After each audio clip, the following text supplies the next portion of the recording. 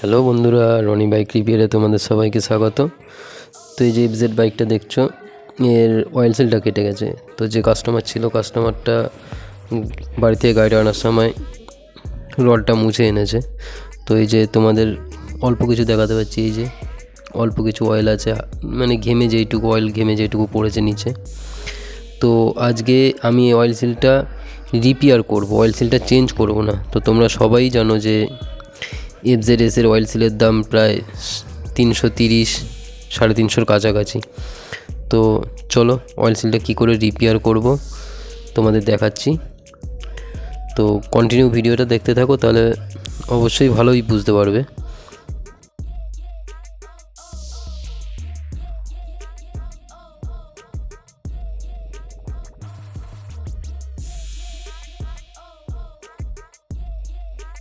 তো এই যে হাইড্রোলিকের ওপরের 22 নম্বর মাথার 22 নম্বর নাটটা লুজ করে নিলাম। লুজ করে নেওয়ার পরে এবার আমি হাইড্রোলিকটা নামিয়ে নিই। তারপরে হাইড্রোলিকের স্প্রিংয়ের ওপরে একটা ওয়াশার থাকে, পাইপ থাকে, সবগুলো বার করে নেব। বার করে নেওয়ার পর তবে হাইড্রোলিক অয়েলটা ড্রেন করব। অয়েলটা ড্রেন করে চলো হাইড্রোলিক খোলাটা দেখাচ্ছি, প্লাস অয়েল সিলটা যে রিপেয়ার করব তোমাদের দেখিয়ে দিই আজকে।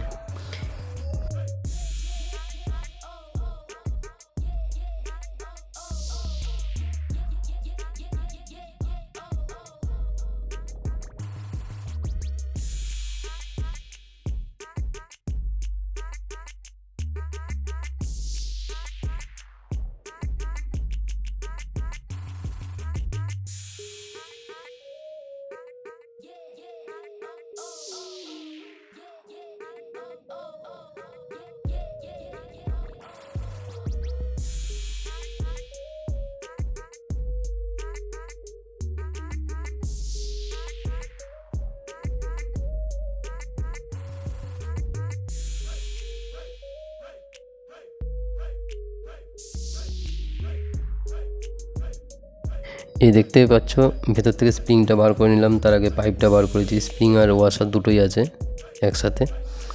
তো এইবারে অয়েলটা পুরো ড্রেন করে দেবো। ড্রেন করে দেওয়ার পর তারপর পুলারে বাঁধিয়ে পেছনে এলাঙ্কি নাটটা লুজ করে অয়েল সিলটা খুলবো।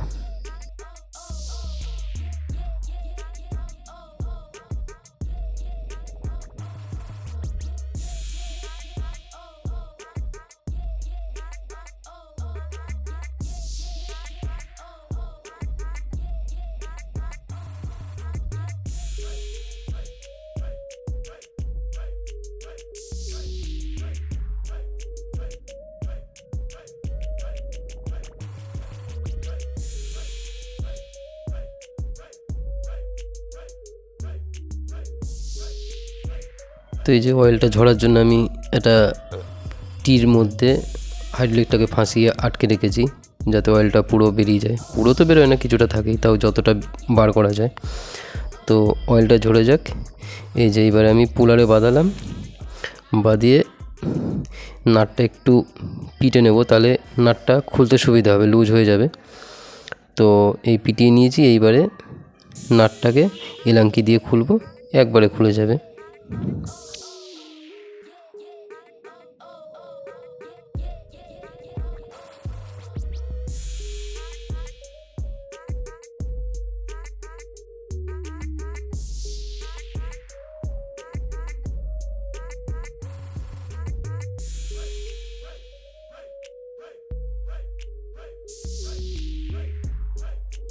তো এই যে এবারে সেই জায়গাটায় চলে এসেছি, যে জায়গাটা তোমাদের দেখার আকর্ষণ সব থেকে বেশি, অয়েল সিল কী করে রিপেয়ার হয়।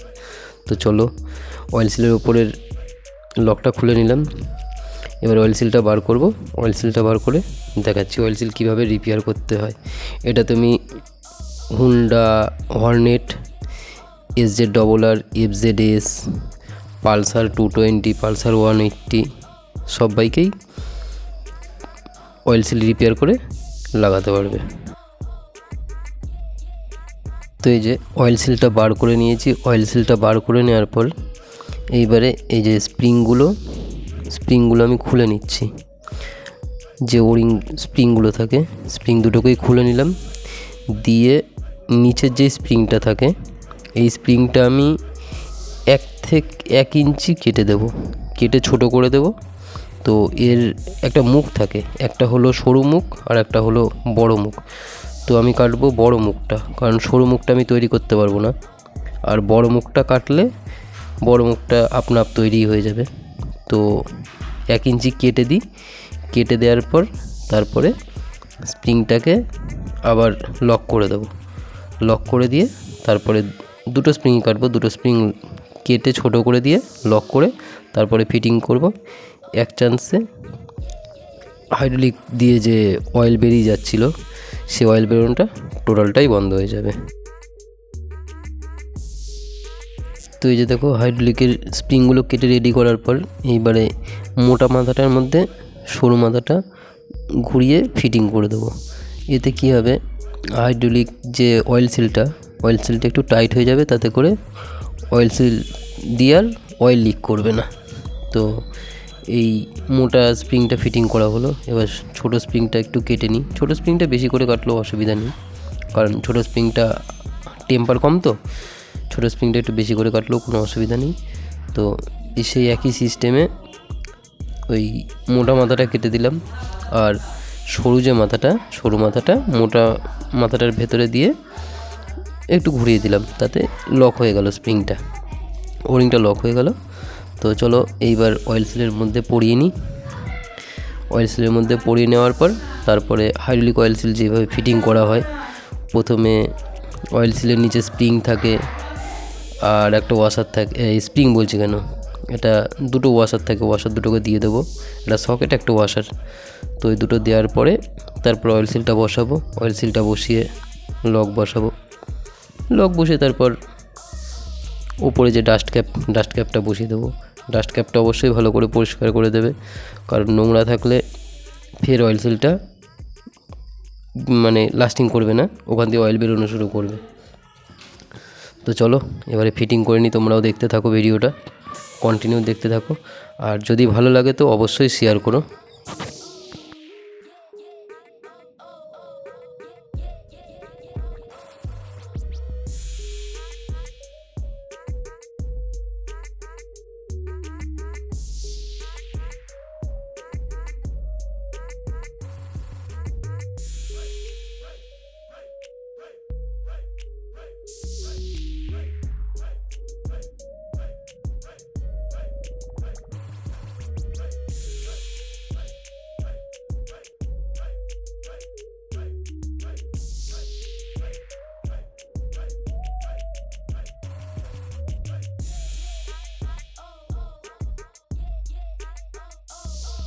তো এই যে হাইড্রোলিক রডটাকে ফিটিং করে নিই ব্যারেলের মধ্যে, দিয়ে তোমাদের দেখাবো হাইড্রোলিক অয়েল সিলটা কীভাবে ঠুকবো পুলার দিয়ে।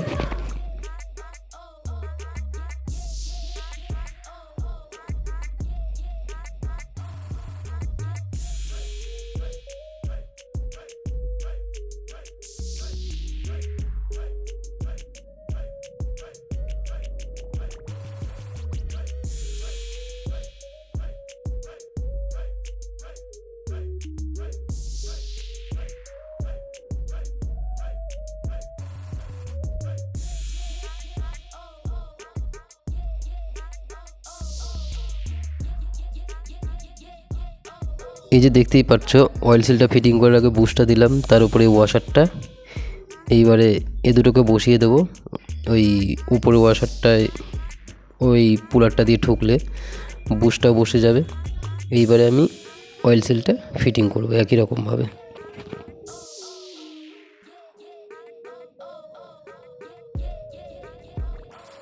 এই হাইড্রোলিক অয়েল সিলটা ফিটিং করা হয়ে গেল।